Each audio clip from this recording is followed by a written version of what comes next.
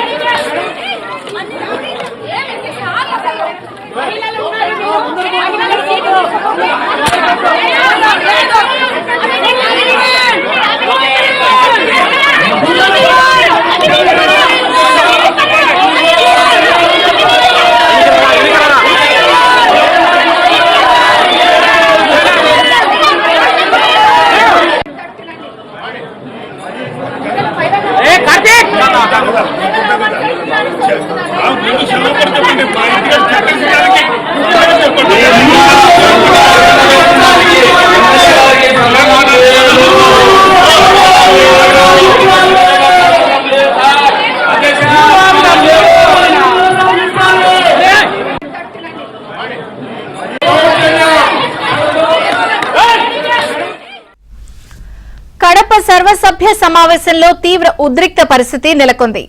Mayor versus MLA Madhavi Reddy మధ్య వాగ్వివాదం తీవ్ర స్థాయికి చేరింది.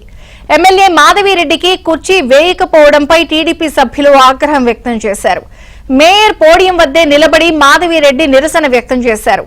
ఇదేనా మహిళలకిచ్చే గౌరవం అంటూ మేయర్ను ఎమ్మెల్యే నిలదీశారు.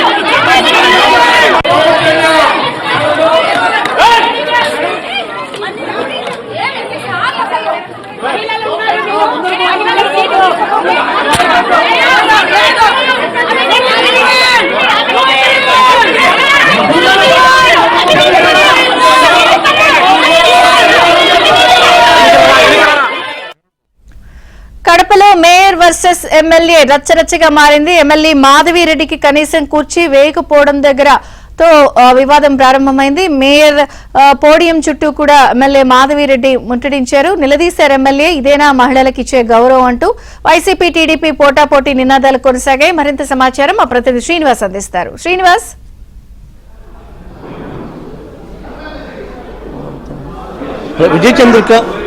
విజయ చంద్రిక కడప కార్పొరేషన్ కార్యాలయంలో ఇరు వర్గాలు కూడా నినాదాలు ఇప్పటి వరకు కొనసాగాయి.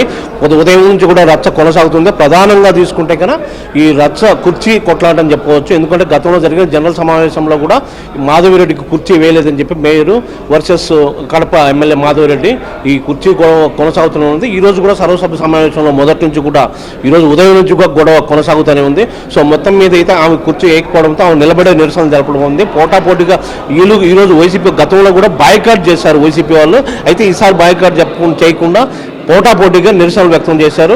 అంటే సమావేశం నిర్వహించాలని చెప్పి వైసీపీ కార్పొరేటర్లు ఒకవైపు, సమావేశం జరగకూడదు కుర్చీ వేసిందాకా అని చెప్పి టీడీపీ కార్పొరేటర్లు ఒకవైపు. సో మాధవిరెడ్డి కూడా ఇప్పుడే మనం చూసాం. ఇప్పుడు జస్ట్ సమావేశంలో మేయర్ సురేష్ బాబు పైన తీవ్ర ఆగ్రహం వ్యక్తం చేసింది.